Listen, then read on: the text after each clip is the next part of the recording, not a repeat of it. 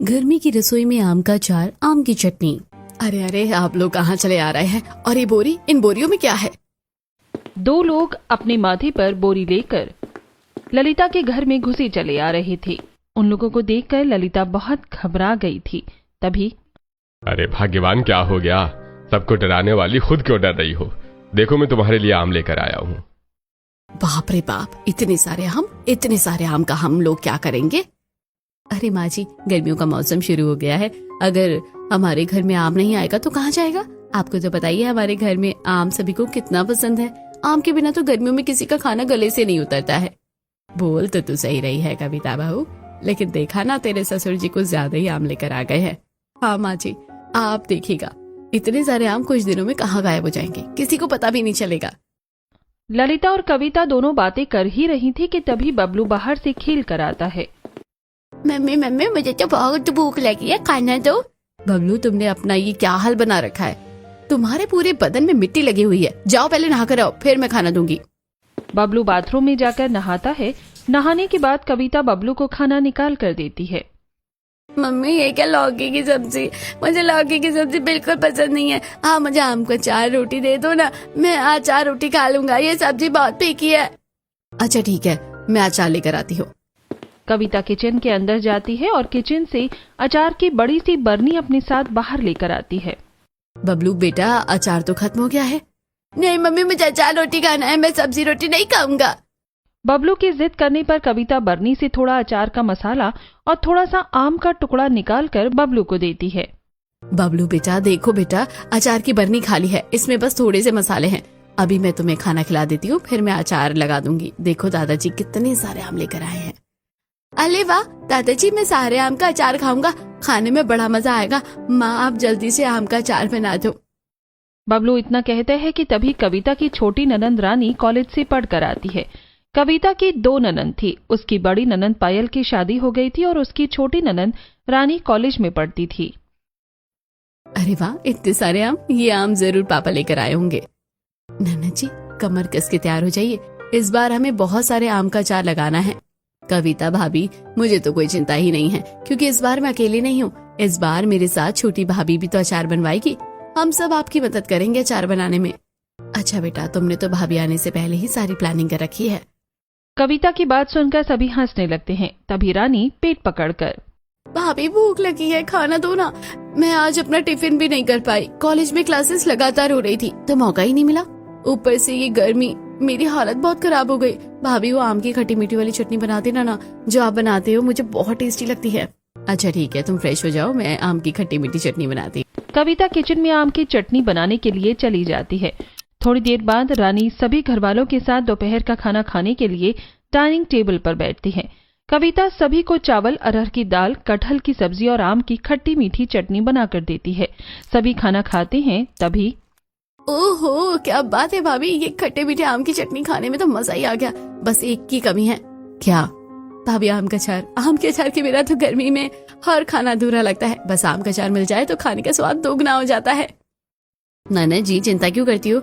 हम लोग कल ही बाजार चलेंगे अचार का मसाला लेने के लिए, और कल से आम का अचार बनाने का काम भी शुरू कर देंगे। कविता इतना कहती है कि तभी ललिता उस पर दाना पानी लेकर चढ़ जाती है। कविता बहू, तेरा होश ठिकाने पर तो है? ये कैसी बातें कर रही है? कुछ दिनों में तेरे देवर की शादी होने वाली है और तू अचार बनाने का सोच रही है। तुझे पता नहीं है कि हमारे गांव में शादी से पहले कोई भी खट्टी चीज नहीं बनाई जाती? क्या हुआ, आप इन सब चीजों को मानती है? आज के जमाने में कौन इन सब बातों को मानता है? माँ जी बिल्कुल सही कह रही है रानी, मेरे दिमाग से तो निकल ही गया था कि कोई भी शुभ काम करने से पहले खट्टे आम का अचार, कोई भी खट्टा अचार नहीं बनाते हैं। इससे रिश्तों में खटास आती है, और मैं नहीं चाहती कि देवर जी की शादी में ऐसा कुछ भी हो। तो हम लोग अब शादी के बाद अचार बनाएंगे, तब तक तुम आम की चटनी से ही काम चला लो। अच्छा ठीक है भाभी, जैसा आप कहें। एक तरफ जहां जानवी के होने वाले ससुराल में अचार बनाने की तैयारी हो रही थी, तो वहीं जानवी अपने मायके में अलग ही कांड कर रही थी। जानवी, जल्दी नीचे उतर। उफ, कितनी ज्यादा गर्मी है। धूप में खड़े खड़े तो मेरी हवा ही टाइट हो गई, पसीना भी पानी की तरह शरीर से बह रहा है। तुम जल्दी आम तोड़ो। हाँ हाँ, बस हो गया, 2-4 आम बस, और तोड़ दूं? जानवी अपनी सहेली रजनी के साथ आम के बगीचे में थी। जानवी आम के पेड़ पर चढ़कर आम तोड़ रही थी, तो वहीं उसकी सहेली रजनी नीचे खड़ी होकर देख रही थी कि कहीं कोई आ ना जाए। गर्मी की वजह से उसे बार बार पसीना आ रहा था और नीचे डर के मारे रजनी की हालत खराब थी कि कहीं मालिक आ गया या कोई दूसरा उन्हें देख न ले। अरे जानवी चल यार, वरना मालिक आका आ जाएंगे। अगर उन्होंने हमें पकड़ लिया तो हमारे घर वालों से हमें बहुत डांट पड़ेगी। रजनी इतना कहती है कि तभी पीछे से मालिक काका की आवाज आती है। अरे कौन है वहाँ? रुक रुक, मैं तुझे बताता हूँ। तुम लोग कभी नहीं सुधरोगे भाई। जब देखो मेरे आम तोड़ने के लिए आ जाते हो। एक बार हाथ लग गई तो बहुत पिटाई खाओगे। मालिक काका की आवाज सुनकर रजनी की सिट्टी पिट्टी गुल हो जाती है। वो घबराते हुए जानवी से कहती है, यार अब बस कर, तूने बहुत आम तोड़ लिए हैं। अगर तू अभी भी नीचे नहीं आई ना तो हम लोग पकड़े जाएंगे, और अगर आम चोरी करने की बात तेरे घर वाले तक पहुंची ना तो वो तेरे साथ साथ मुझे भी बहुत डांटेंगे। रजनी तू थोड़ी देर के लिए चुप होगी? तब से बोलती जा रही है। मैं पेड़ के ऊपर चढ़ तो गई, लेकिन अब उतरने में डर लग रहा है। जानवी मैं जानती हूँ तुझे अभी जल्दी उतरना पड़ेगा, वरना हम लोग पकड़े जाएंगे और हमें मालिक काका से बहुत डांट पड़ेगी। रजनी की बात सुनकर जानवी बजरंग बली का नाम लेकर डरते डरते आम के पेड़ से नीचे उतरती है और तोड़े हुए आम लेकर रजनी के साथ भाग जाती है। अरे आम चोर फिर से मुझे चकमा देकर भाग गया, लेकिन अगली बार मैं नहीं छोड़ूंगा। रजनी और जानवी दोनों भागते हुए जानवी के घर पहुंच जाती हैं। दोनों गर्मी में दौड़ रही थी, इसलिए उन्हें काफी पसीना आता है और घर पहुंचने के बाद दोनों हांफने लगती हैं। तभी पीछे से कविता आकर दोनों के कान पकड़ लेती है। माँ लग रहा है, छोड़ो ना। कब सुधरेगी तुम लोग? है जानवी, 4 दिन बाद तेरी शादी है और तू आम के पेड़ पर चढ़कर आम की चोरी कर रही है।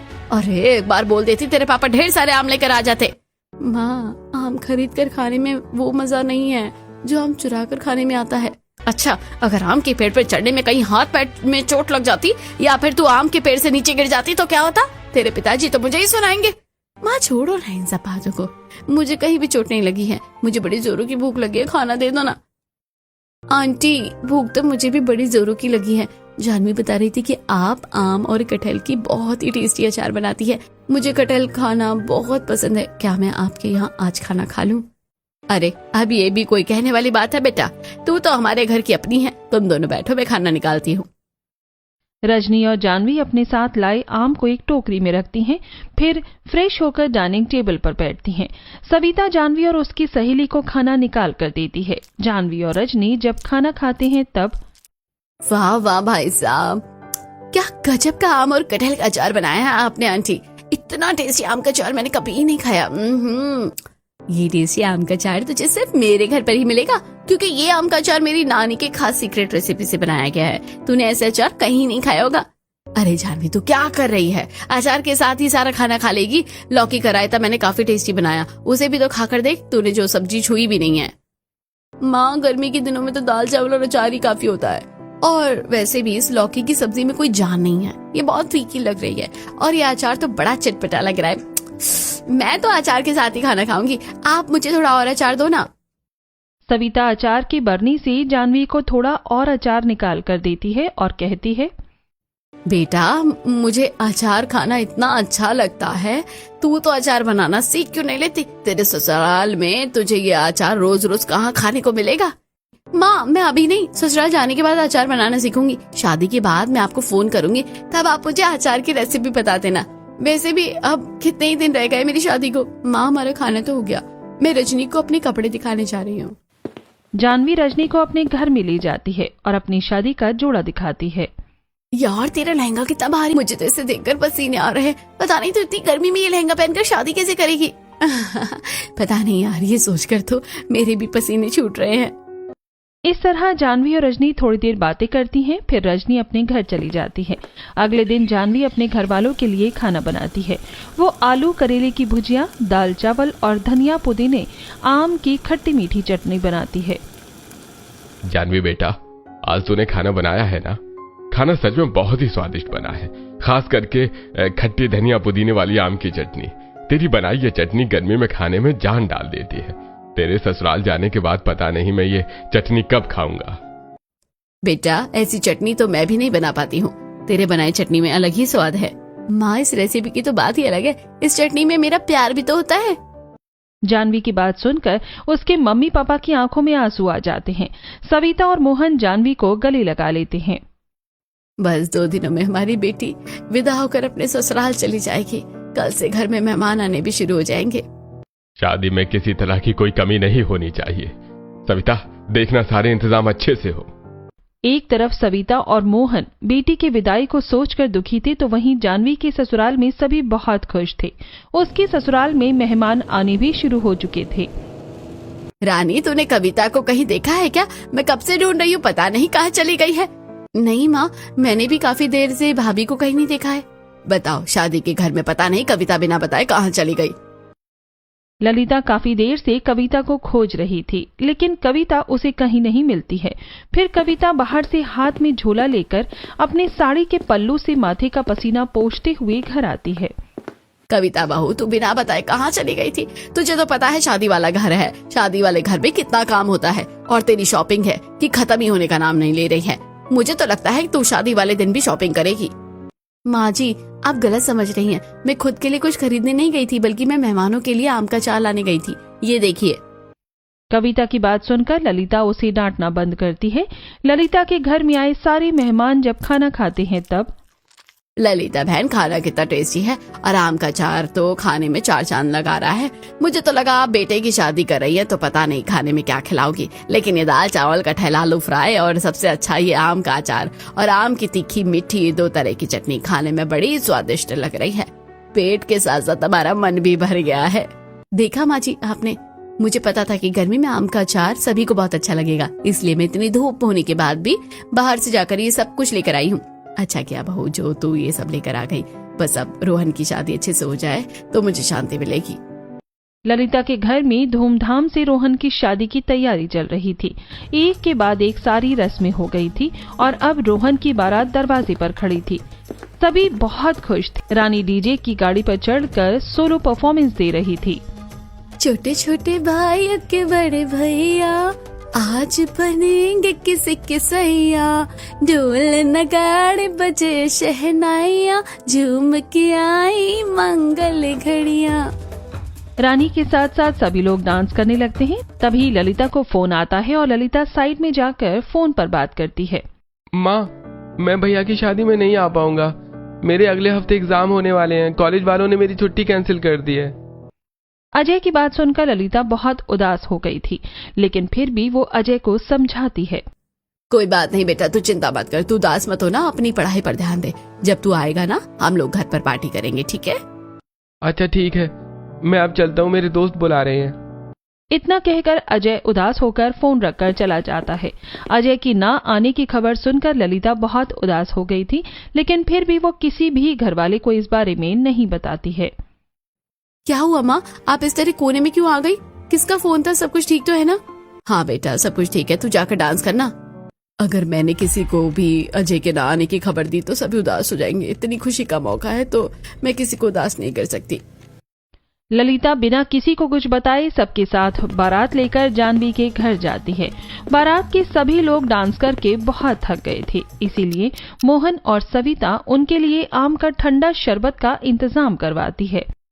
अरे वाह समधी जी, शादी की तैयारी तो बड़ी अच्छी की है आपने। अपनी बेटी के होने वाले ससुर के मुंह से तारीफ सुनकर मोहन को अच्छा लगता है। फिर बड़े ही धूमधाम से रोहन और जानवी की शादी हो जाती है और शादी के बाद जानवी अपनी ससुराल आ जाती है। बहू, तुम्हारे नए घर में तुम्हारा स्वागत है।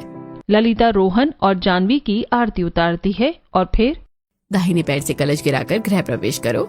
जी माँ जी। जानवी कलश गिराकर घर के अंदर आती है। उसके बाद ललिता उनसे शादी के बाद की कुछ और रस्में करवाती है। रानी, अपनी भाभी को उनके कमरे में ले जाओ, वो थक गई होगी।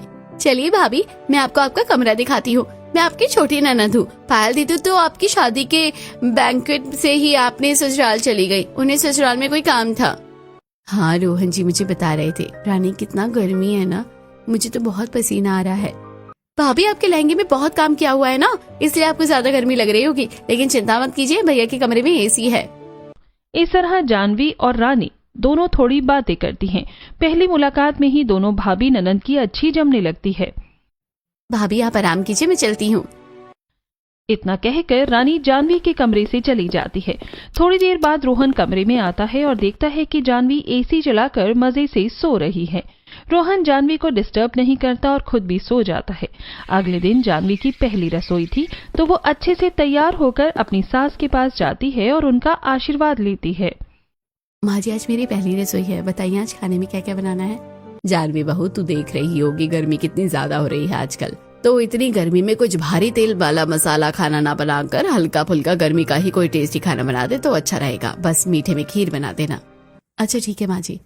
जानवी रसोई में जाती है और चूल्हा पूजन करने के बाद अपनी पहली रसोई का खाना बनाना शुरू करती है। वो चावल, अरहर की दाल, लौकी का रायता और कटहल की सब्जी बनाती है। दाल चावल तो बन गए हैं, बस अब सब्जी और रायता बनाना बाकी है, फिर मैं आखिरी में खीर बनाऊंगी। जानवी प्रोफेशनल शेफ की तरह एक के बाद एक सारा खाना बनाती है और आखिर में आम को आग में पकाकर उससे छिलका हटाती है और आम के पल्प में नमक, चीनी, चुटकी भर लाल मिर्च, जीरा पाउडर डालकर अच्छे से मिलाकर अपनी स्पेशल खट्टी मीठी आम की चटनी बनाती है। सारा खाना बन जाने के बाद जानवी आराम से खीर बनाती है। सभी लोग जब जानवी के हाथ का बनाया खाना खाते हैं तब खाना तो बड़ा ही स्वादिष्ट बनाया है बहू तुमने। खाना खाकर मजा आ गया। गर्मी के दिनों में इस तरह का खाना ही अच्छा लगता है, सिंपल लेकिन टेस्टी। भाभी क्या खाना बनाया आपने, और ये आम की कितनी टेस्टी खट्टी मीठी चटनी बनाई है, ये तो कमाल की है। मेरे बस चले तो मैं अकेले ही सारी चटनी खा जाऊं, लेकिन माँ पापा का भी तो ध्यान रखना पड़ता है ना, बेचारे वो क्या खाएंगे। अच्छा बच्चों, अगर तुम ही सारी चटनी चट कर जाओगी तो हम लोग क्या खाएंगे। कविता की बात सुनकर सभी हंसने लगते हैं। सभी हंसी मजाक कर रहे थे, तभी चटनी खाते हुए रानी कहती है, भाभी आप इतनी अच्छी टेस्टी चटनी बनाती है तो आप आम का अचार भी बहुत टेस्टी बनाती होगी ना। रानी की बात सुनकर जानवी के चेहरे का रंग उड़ जाता है। क्या हुआ बेटा, तुम परेशान लग रही हो। वो माँ जी, आम का अचार बनाना नहीं आता है, मुझे आम के अलग अलग तरह की चटनी बनानी आती है।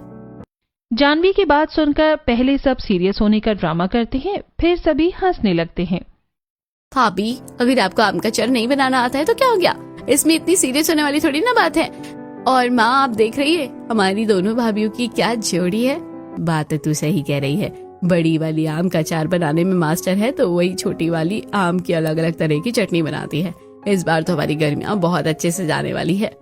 बिल्कुल सही कह रही हूँ माँ, इस बार गर्मियों में बड़ा मजा आने वाला है।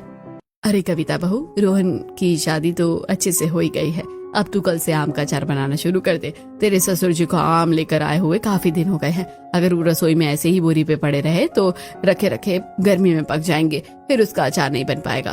तो तुम लोग कल ही अचार बनाना शुरू कर दो। जी ठीक है माँ जी, मैं आज शाम को रानी और जानवी को लेकर बाजार जाती हूँ और अचार के मसाले खरीद के ले आती हूँ। इसी बहाने जानवी हमारे साथ यहाँ बाजार भी देख लेगी। अच्छा ठीक है बहू, जानवी बहू को भी साथ में ले जाना। जानवी तू बस सर पर पल्ला रख लेना। दोपहर से शाम हो जाती है, फिर कविता, जानवी और रानी तैयार होकर बाजार जाती हैं। भाभी, क्या हम लोग बाजार में किसी एक दुकान में जाकर अचार का मसाला खरीदने वाले हैं? क्योंकि मेरे मायके में तो मेरी माँ आम का अचार बनाने के लिए हमेशा एक ही दुकान से जाकर अचार का मसाला लेकर आती थी। अरे नहीं जानवी, मैं तुम्हें मसाला मार्केट लेकर जा रही हूँ, जहाँ सिर्फ मसाले बिकते हैं। यहाँ लोग स्पेशली अचार बनाने के लिए मसाला खरीदने आते हैं। कविता जानवी और रानी को मसाला मार्केट में लेकर जाती है, जहाँ एक तरफ मसाले बिक रहे थे। तीखी मिर्च, हल्दी, धनिया की खुशबू पूरे हवा में फैली हुई थी। आज मसाले की कितनी स्ट्रॉन्ग खुशबू आ रही है, ये मसाले की महक तो नाक में गुदगुदी कर रही है। मसाले की महक तो मुझे भी बहुत पसंद है और यहाँ तो हर तरफ मसाले ही मसाले हैं। रानी, जानवी, चलो दुकान पर चलते हैं, क्योंकि इस दुकान के मसाले काफी अच्छे होते हैं। ये लोग बिल्कुल राजस्थानी तरीके से मसाला बनाते हैं। कविता अपनी देवरानी और ननंद के साथ उस दुकान पर जाती है। भैया जी, पहचाना आपने? मैं कविता। मुझे 25 किलो आम का अचार बनाने के लिए मसाला दे दीजिए, हमारा वही स्पेशल वाला मसाला दीजिएगा। कविता के कहने पर मसाला बेचने वाला आदमी एक एक 2-2 किलो पैक करने लगता है। कविता दुकान वाले को पैसे देती है और फिर सारे मसाले लेकर घर आ जाती है। रात में कविता और जानवी खाना बनाती हैं, फिर सभी खाना खाकर सो जाते हैं। अगले दिन कविता रसोई में रखे आम की दोनों बोरी खोलती है और रसोई के फर्श पर सारा आम फैला देती है। भैंस की आम? क्या हमें इतने सारे आम का अचार बनाना पड़ेगा? इतने सारे आम का हम लोग क्या करेंगे? इतना बड़ा हमारा परिवार है, उसके हिसाब से तो 2-3 बरनी आम हमारे लिए काफी है। अच्छा, अभी तो तुम कुछ जानती नहीं हो, अरे बहू, तुम लोग बातें ही करती रहोगी या जल्दी जल्दी काम भी करोगी? बहुत सारा काम करना है अभी। रानी कॉलेज गई हुई है, कॉलेज से आकर वो अचार बनाने में तुम दोनों की मदद करेगी। माँ जी बिल्कुल सही कह रही है, हमें जल्दी काम करना होगा। जानवी चलो हम लोग आम धोना शुरू करते हैं। जानवी और कविता दोनों रसोई के जमीन में बैठकर एक बड़े गमले में पानी भरकर उसमें आम को धोना शुरू करती हैं। एक साथ मिलकर काम करने की वजह से दोनों कम टाइम में वो काफी सारे आम धो लेती हैं। तभी रानी कॉलेज से पढ़कर आती है। अरे वाह, आप दोनों भाभी ने मिलकर तो आधा काम आसान कर दिया। चलिए अब हम लोग आम को काट लेते हैं। रानी, जानवी और कविता तीनों रसोई में बैठकर आम को छोटे छोटे टुकड़ों में काटती हैं और एक बड़ी सी परात में सारे कटे हुए आम को रखती हैं। भाभी, क्या हम लोगों को इतने सारे आम का मसाला तैयार करना होगा? और नहीं तो क्या देवरानी जी, ये आम हमने देखने के लिए थोड़ी ना काटे हैं। हमारे घर में साल भर के लिए आम का अचार गर्मियों में ही बनाया जाता है। कविता की बात सुनकर जानवी चुप हो जाती है और फिर कविता, जानवी और रानी मिलकर साड़ी में रखे आम लेकर उसे धूप में फैलाने के लिए चली जाती हैं। आउच, आउच, ये छत का पक्का कितना गर्म है। यहाँ खड़े होने में तो मेरे पैर जल रहे हैं।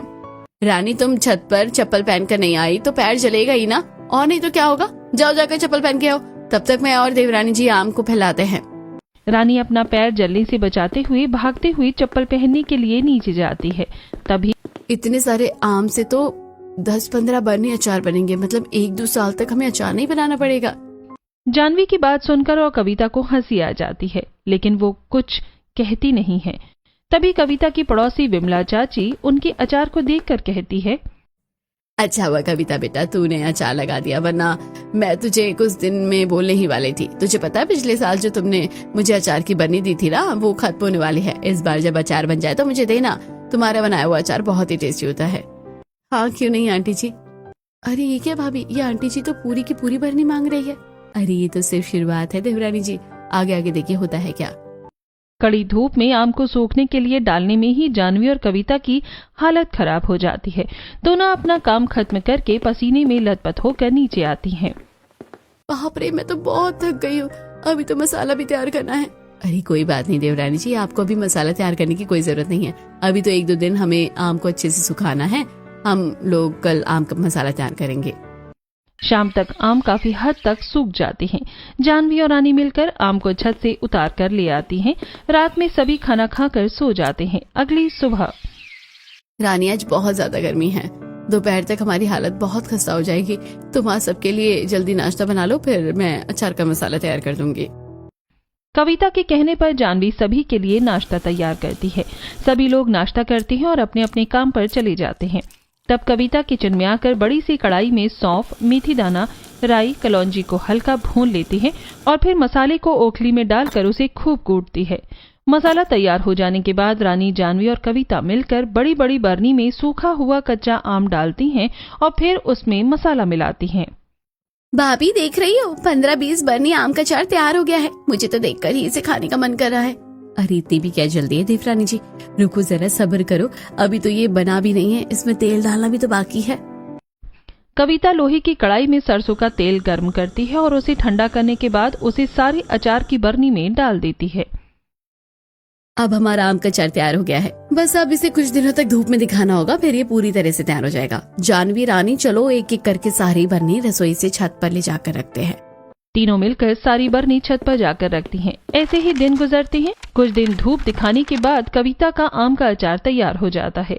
एक दिन कविता रसोई में खाना बना रही थी। खाना बनाने के बाद वो सभी को खाना देती है और फिर रसोई से आम के अचार की बरनी लाकर आम का अचार निकाल कर देती है। तब वाह भाई वाह कविता, इस बार तो तुमने बहुत ही टेस्टी अचार बनाए।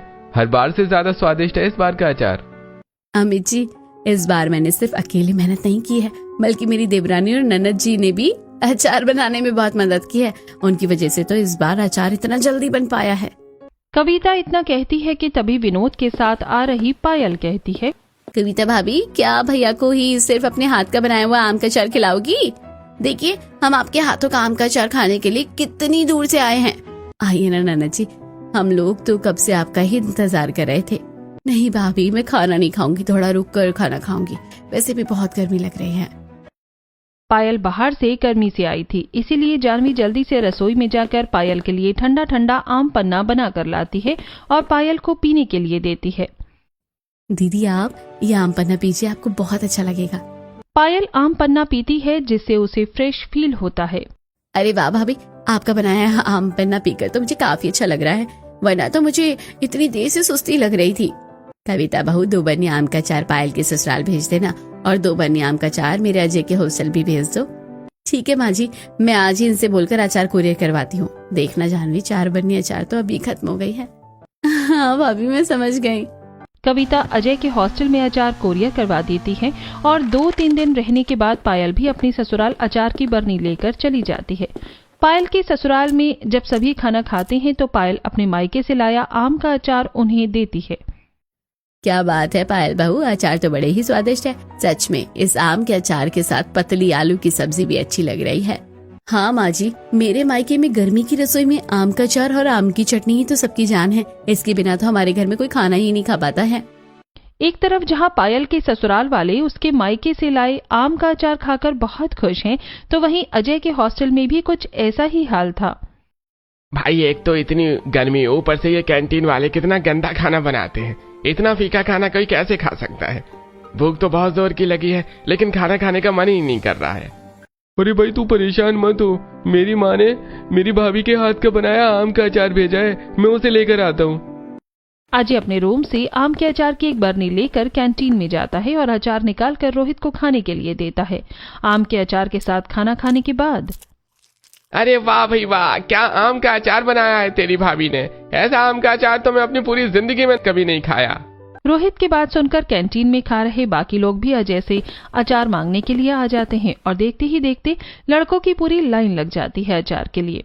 सभी मांग मांग कर खूब आम का अचार खाते हैं, जिससे अजय की एक बरनी आम का अचार खत्म हो जाता है, जिसे देखकर अजय अपने घर पर फोन लगाता है। माँ, आपको पता है, आपने जो मुझे अचार की बरनी भेजी थी ना, उसमें से एक बरनी अचार खत्म हो गई। मेरे हॉस्टल के सभी दोस्तों ने सारा अचार खत्म कर दिया। सच में माँ, इस बार भाभी ने बहुत ही टेस्टी आम का अचार बनाया है। कोई बात नहीं बेटा, तू चिंता मत कर, मैं तेरे लिए और अचार भेज दूंगी। ठीक है माँ, लेकिन मुझे आपको एक और बात बतानी है। वो अगले महीने मेरे नीट के एग्जाम होने वाले हैं और एग्जाम देने के लिए मुझे 50,000 फीस जमा करनी पड़ेगी। अच्छा ठीक है बेटा, तू पढ़ाई कर, मैं तेरे पापा और भैया से बात करके पैसे ऑनलाइन भिजवाऊंगी। 50,000 रुपए की बात सुनकर ललिता परेशान हो जाती है। शाम को जब अमित घर आता है तब, बेटा आज अजय का फोन आया था, वो बात कर रहा था उसका एग्जाम आने वाला है तो उसे 50,000 फीस जमा करनी होगी। 50,000 रुपए एकदम से कैसे आएंगे? अभी तो मुझे सैलरी मिलने में भी थोड़ा टाइम है। हाँ माँ, मुझे सैलरी मिली है, लेकिन वो सब तो घर खर्च में ही निकल जाता है। सभी लोग पैसों को लेकर काफी परेशान थे। तभी, आप लोग इतना परेशान क्यों हो रहे हैं? हम लोग बचत करना शुरू करते हैं ना। हम सभी अगर अपने छोटे छोटे खर्चों को कंट्रोल करेंगे तो मुझे लगता है कि काफी सारे पैसे तो ऐसे ही बच जाएंगे। जानवी बिल्कुल ठीक कह रही है, आप लोग चिंता मत कीजिए। हम गृहिणी के होते हुए आप लोगों को चिंता करने की कोई जरूरत नहीं है। अगले दिन से कविता और जानवी पूरे घर वालों के साथ मिलकर पैसा बचाना शुरू करती है। वो कटहल, सोया चाप और पनीर ये सब बनाना कुछ दिनों के लिए बंद कर देती है। वो आप अपने परिवार वालों को दाल, चावल, तोरी की सब्जी और आम का अचार देती है। आम का अचार होने की वजह से सभी खाना खा लेते हैं, लेकिन कविता परेशान थी। जानवी, घर वाले दिन में तो आम के अचार के साथ खाना खा लेंगे, लेकिन रात में अचार रोटी खाने में अच्छी थोड़ी लगती है। दीदी, मैंने उसका इंतजाम पहले ही कर लिया है। जानवी रसोई में जाती है और आम को काटकर उसे गुड़ में डालकर आम की खटाई बनाती है। पता नहीं घर वालों ने तो पहले कभी ये सब खाया ही नहीं है। दीदी, आम की खटाई के साथ रोटी तब भी को अच्छी लगेगी। रात में जानवी सभी को आम की खटाई यानी आम की गुड़ वाली चटनी के साथ रोटी खाने के लिए देती है, तो सभी को खाना बहुत अच्छा लगता है। ये आम की चटनी रोटी बहुत ही टेस्टी है। हम लोग आप लोगों की वजह से बचत करते हुए भी इतना टेस्टी खाना खा रहे हैं। सभी मांग मांग कर और रोटियां खाते हैं। इस तरह जानवी और कविता मिलकर अपने परिवार वालों को सिंपल दाल चावल रोटी के साथ आम का अचार और आम की टेस्टी चटनी खिलाती है, जिससे दोनों के ससुराल वाले बिना परेशान हुए 50,000 रुपए जमा लेते हैं और अजय की फीस भर देते हैं। तुम दोनों बहू की समझदारी की वजह से बचत करते हुए हम लोगों ने इस गर्मी के मौसम में टेस्टी टेस्टी खाना खाया है। माँ जी, आप सारा क्रेडिट हमें नहीं, बिल्कुल कुछ क्रेडिट आम का अचार और आम की चटनी को भी दीजिए। उसी की वजह से तो खाने का स्वाद 10 गुना बढ़ गया है। जानवी के ससुराल वाले उससे बहुत खुश थे। ऐसे ही दिन गुजरते हैं। कुछ दिन बाद अजय एग्जाम देकर डॉक्टर बनकर आ जाता है। अजय को डॉक्टर के लिबास में देखकर सभी की आंखों में आंसू आ जाते हैं। माँ, आप लोगों की वजह से आज मैं डॉक्टर बन पाया हूँ। थैंक यू भाभी। माँ ने मुझे सब कुछ बताया कि आप लोगों ने मेरी फीस जमा करने के लिए कितनी मेहनत की है। अजय की बात सुनकर कविता और काजल दोनों बहुत खुश होती हैं। फिर दोनों मिलकर अजय को दाल चावल, अजय का फेवरेट रायता, आम का अचार और आम की चटनी खिलाती हैं।